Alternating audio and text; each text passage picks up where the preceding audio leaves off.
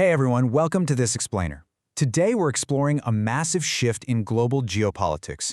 We're going to look way past the headlines and dig into some truly fascinating data by researcher Hubert Zimmerman. We really want to see what's actually happening with the impact of Brexit on the European Union's external trade policy. Okay, let's dive into this. Right off the bat, we have to confront the core assumption that pretty much everyone makes about this whole topic. The conventional wisdom tells us that losing the United Kingdom is going to severely cripple the European Union's leverage on the world stage. The popular narrative assumes that without Britain's historical, pro-business voice, the EU is just destined to turn into an insular, protectionist bloc. But is that actually true? To figure this out, we're going to use a structured, three-lens analytical framework to objectively map out how this geopolitical shift will really play out. We've got Section 1, the Brexit trade question, Section 2, material power and markets, Section 3, inside EU decision-making, Section 4, the view from outside, and finally, Section 5, the surprising reality. Let's kick things off with Section 1, the Brexit trade question. It is absolutely vital to remember that foreign trade is an exclusive power of the EU. That means individual member states, they don't negotiate their own deals.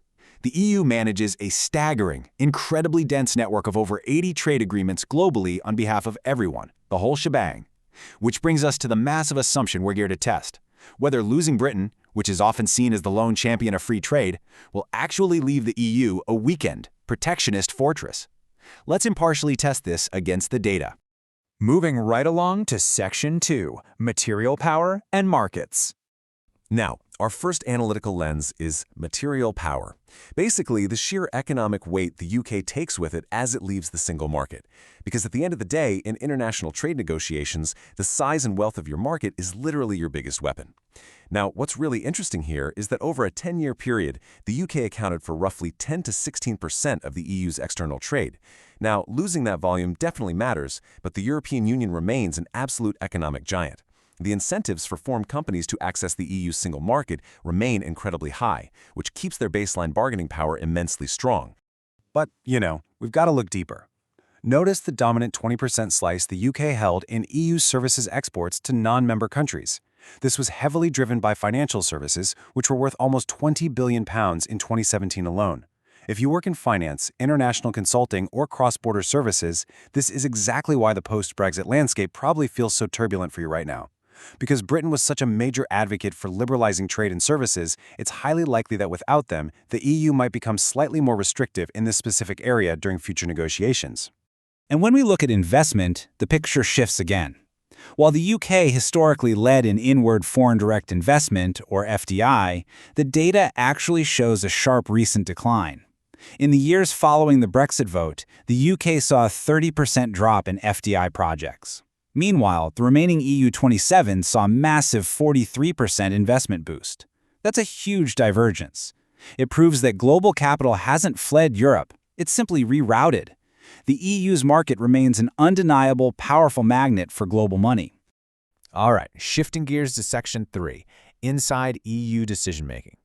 So, materially the EU holds strong, but what happens behind closed doors in the EU Council and the European Parliament without British representatives? Well, this is where we need to dismantle a major myth. The widespread perception out there is that the UK was the ultimate free trade champion. But the reality? The data shows the UK actually voted quite closely to the EU median in the Council. In fact, they were less likely to be outvoted in trade matters than in pretty much any other policy area. They weren't some extreme outlier pulling everyone toward free trade. They were actually right in the middle of the pack. Let's see how this builds when we zoom in on the European Parliament. The voting data from 2015 to 2017 is super fascinating. On massive proposed deals like TTIP with the US and CETA with Canada, British members of the European Parliament were often significantly more critical of free trade than the Parliament's overall mood. Heavy influence from Eurosceptic deputies actually meant the British vote frequently dragged down the pro-trade averages. So summarizing the UK's true trade stance, losing the UK is not going to suddenly turn the EU protectionist. In fact, the data suggests that removing these highly skeptical British MEPs might actually make the European Parliament slightly more pro-trade oriented. Furthermore, in the Council, the UK actually led the bloc against trade defense instruments. Those are essentially tools like tariffs used to block unfair foreign competition. So, far from being a liberalizing savior, their trade positions were just as complex and sometimes just as defensive as anyone else's. Which brings us to Section 4, the view from outside. We really need to step outside the Brussels bubble for a second to see how global superpowers and major trading partners view the European Union post-Brexit. Understanding this comes down to BOTNA. That stands for the best alternative to a negotiated agreement. It's a core negotiation concept dictating that the more viable alternatives you have, the less you need to compromise. So the crucial point is, we have to ask, do third countries now view a standalone UK as a strong enough alternative that it weakens the EU's bargaining leverage? Take the United States, for example. Many hoped for a quick, lucrative US-UK deal as a solid fallback, but the reality is pretty stark. The US strictly prioritizes an America-first approach, pushing high demands on things like British agriculture, chlorinated chicken, anyone? And NHS access that clash heavily with British standards. Moreover, the EU accounts for 45% of UK trade, while the US is only at 13%.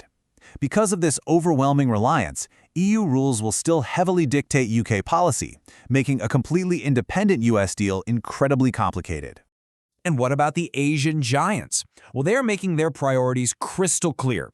Listen to how the Chinese ambassador to the EU pointedly stated this. If the EU and the UK fail to reach agreement in the first place, the UK's agreements with other parties may have to face great uncertainties. It's definitively clear that powerhouses like China and Japan are prioritizing their deals with a massive, stable EU market over a standalone Britain. And this brilliantly illustrates the harsh reality for the UK. Even traditional Commonwealth allies are putting pragmatism first. An Australian official explicitly noted that Britain's departure is actually making a planned EU-Australia free trade agreement an even greater priority for Canberra. It turns out, global trade is driven by market size and regulatory power, not shared history and a love of cricket. And that takes us to our final section, Section 5, the surprising reality. Bringing all three of our analytical lenses together reveals a landscape that completely flips the traditional narrative. Contrary to the dramatic headlines, the rigorous data shows a remarkably stable landscape for Europe. The EU's material bargaining power remains massive. Its institutional stance will not become deeply protectionist without the UK. And most importantly, the EU remains the undisputed top priority for global partners. The traditional assumption that Brexit cripples the EU's global trade power, well, it has been completely flipped on its head. So, I leave you with this provocative thought to ponder. In an increasingly fractured and competitive world, how will a united European Union choose to wield its remarkably resilient global trade power? Thank you so much for joining me for this explainer. Keep asking questions, and I'll see you next time.